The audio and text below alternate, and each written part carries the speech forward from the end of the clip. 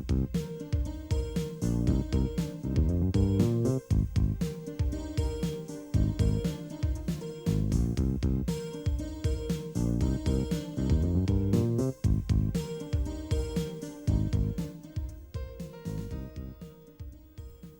me rencontrez souvent sur la route, dans les chemins, sur les lignes de chemin de fer et même au bord de la mer comme Brise-Lames. Me connaissez-vous? Je m'appelle diorite ou cinérite. Nous nous sommes mélangés il y a fort longtemps. Nous sommes issus des volcans. Je proviens de la carrière de Mazières-en-Gâtine, située dans le département des Deux-Sèvres, entre Parthenay et Niort. En 1925, mon père était alors adjoint au maire. Un domaine composé d'une dizaine de fermes et d'un château féodal fut mis en vente par la comtesse de Lédardière. Seuls 2 hectares incultes, n'ayant pas intéressé les fermiers acheteurs, furent proposés à mon père.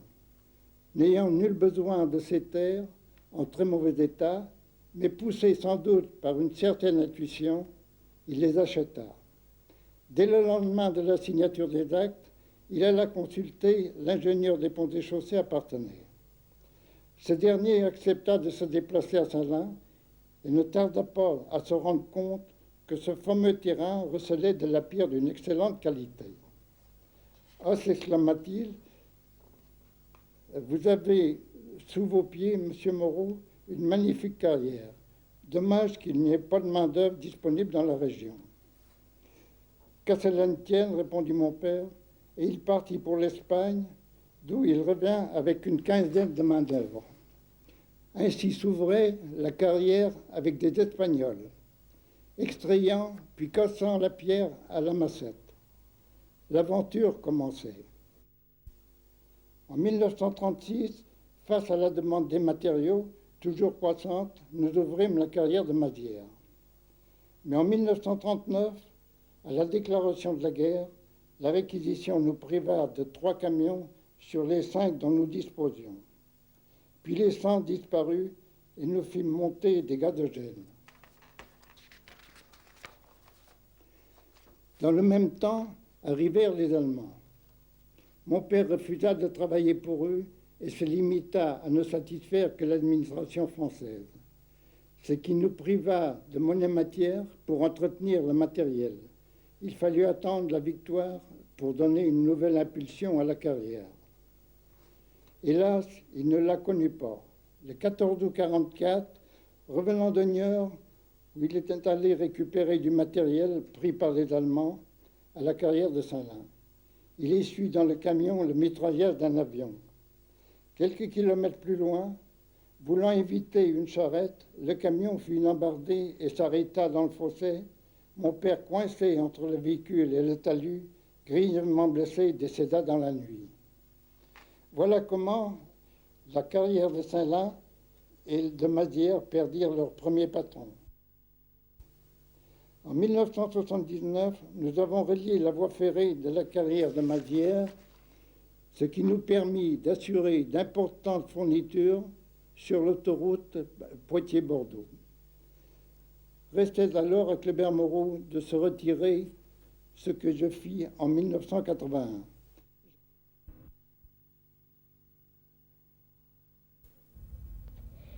Je faisais partie d'un énorme bloc qui s'étend sur 48 hectares, mais actuellement l'homme n'en exploite que 25. Aujourd'hui, mon fond de taille atteint quelques 90 mètres de profondeur sur 2 niveaux. C'est vertigineux. Voici une énorme machine qui s'approche. Mais que va-t-il m'arriver? Le compresseur bourdonne. Le foreur met en œuvre le matériel. On me transperce.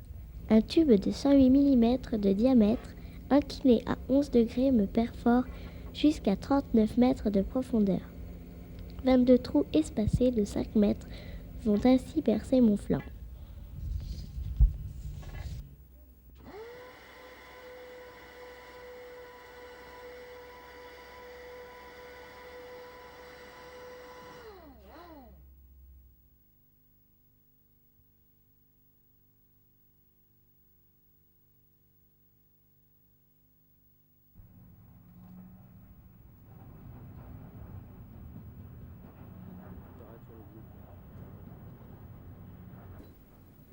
Mon supplice n'est pas terminé. Toute une équipe s'active autour de mes troupes. Des sachets de couleur grise, on appelle cela de la dynamite, tombent tout au fond de moi.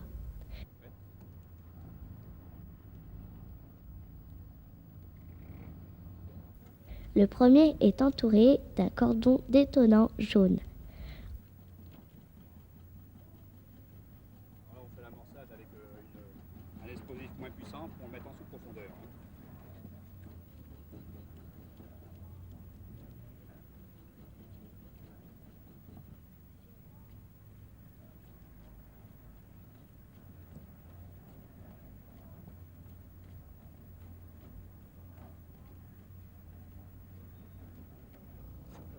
Ensuite, des sachets de gel blanc s'empilent un à un. Le mineur me bourre à l'aide d'un poids lestant une corde. Ce n'est pas fini. On me déverse encore une poudre mauve, un nouvel explosif, puis on tasse tout en recouvrant de sable. Oh, c'est lourd! 300 kilos d'explosifs par trou, soit 6,6 tonnes dans mes entrailles. Encore des fils. Il ne reste plus qu'une seule personne sur mon dos qui branche les détonateurs et les relie à la magnéto. C'est dangereux. Le calme règne. Pour combien de temps? Plus rien ne bouge. Un drapeau rouge s'agite. Que va-t-il m'arriver encore? Le bout de feu tourne la manivelle. C'est parti au 1/25e de seconde. Une fumée blanche s'élève. J'explose, je m'effondre, je tombe, je m'écroule, je m'écrase. En colère, dans un vacarme assourdissant, je m'étale dans un nuage de poussière. C'est fini, je suis à terre, je suis vaincue. Quelle est cette grosse machine avec un drôle de bras? C'est la pelleteuse à chenilles qui arrive car... Mais rien ne l'arrête. Son bras articulé avec son godet de 9 tonnes pioche dans l'amoncellement de roches écroulées. Je suis soulevée et déversée dans la benne de cet étrange véhicule appelé dumper. Dernier perfectionnement de la technique avec son ordinateur de bord. En 2 minutes 40 secondes, nous sommes entassés pêle-mêle jusqu'à 50 tonnes. Me voici parti dans un nuage de poussière.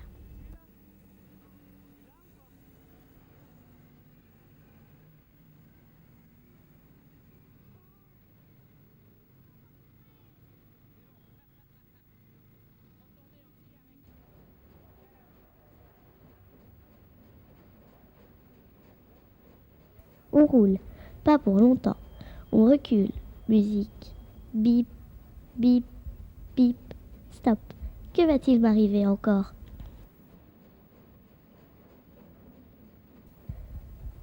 Parfois, je suis encore trop grosse. Plusieurs tonnes je pèse. On me roule sans ménagement près d'une machine bizarre que les hommes appellent vulgairement le pivert. Ouh là là, j'ai mal à la tête. Le pic tape, tape, jusqu'à ce que je me brise en multiples morceaux. Mais quand je suis trop coriace, une fois de plus, j'éclate avec une charge de dynamite.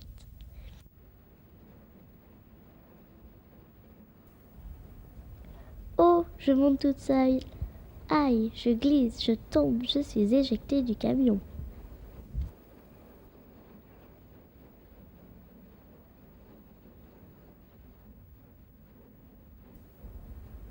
Deux pneus énormes ralentissent ma chute. Le tiroir du concasseur se met en action. Je vibre. Oh non, pas ça. Je retombe.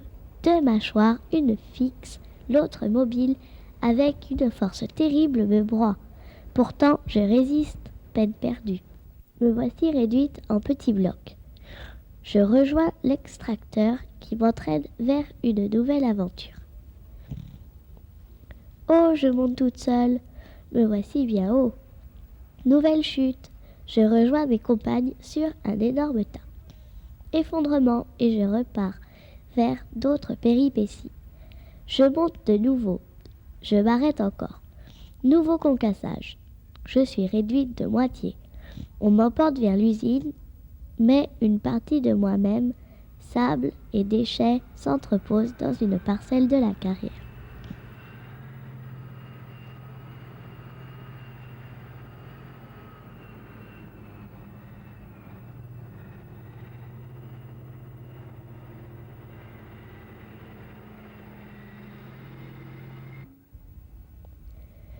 Des camions viennent me chercher ainsi que des wagons qui m'expédient dans différentes régions de France.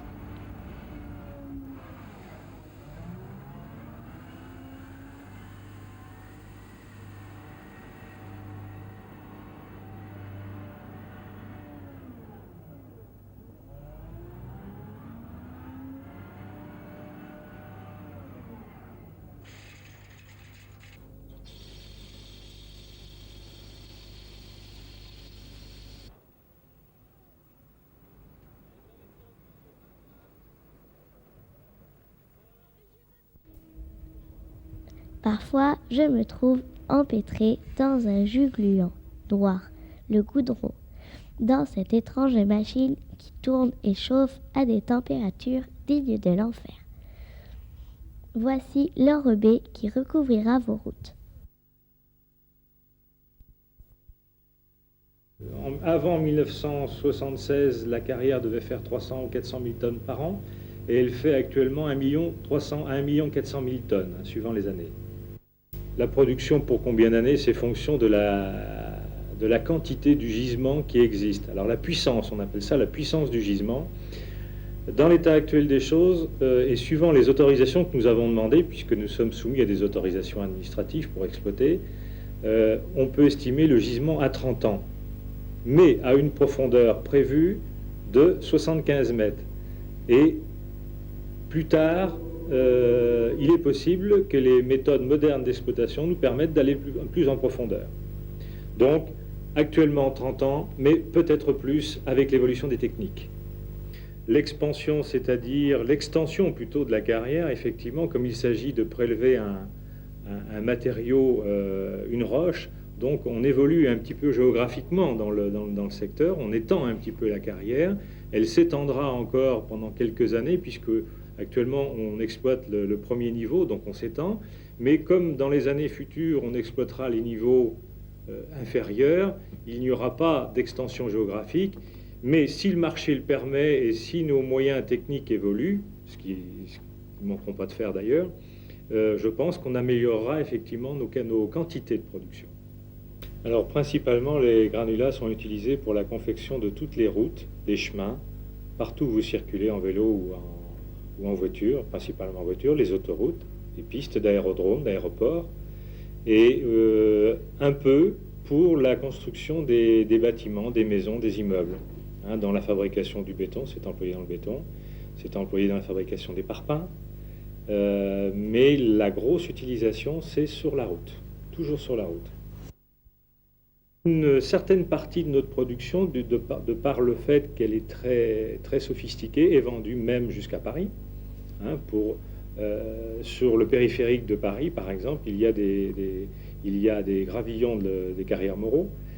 Et également sur la rocade de Toulouse, il y a même du matériau de chez nous qui est allé jusqu'à Bayonne, jusqu'à Hendaye, jusqu'à Lille, mais ça, c'est très exceptionnel.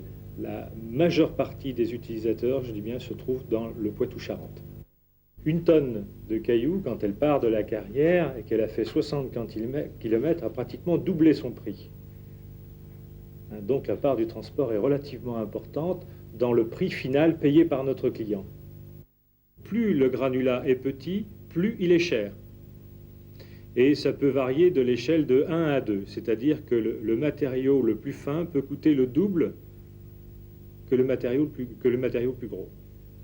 Pour le réaménagement, il est prévu, dans l'état actuel des choses, il est prévu de laisser le niveau d'eau monter dans la carrière et donc de faire un lac. Alors ça fera un superbe lac dans la mesure où en fin d'exploitation on a prévu que ça ferait 45 hectares. Donc il y aurait 45 hectares d'eau, de quoi s'amuser. Et en plus, il est prévu d'aménager les abords, c'est-à-dire d'y faire un petit peu de plantation, de végétation, de façon à agrémenter un petit peu le pourtour de la carrière. Donc pour l'instant, il est prévu, dans l'état actuel des choses, enfin dans les mesures qui sont prises actuellement, de laisser l'eau monter dans la carrière.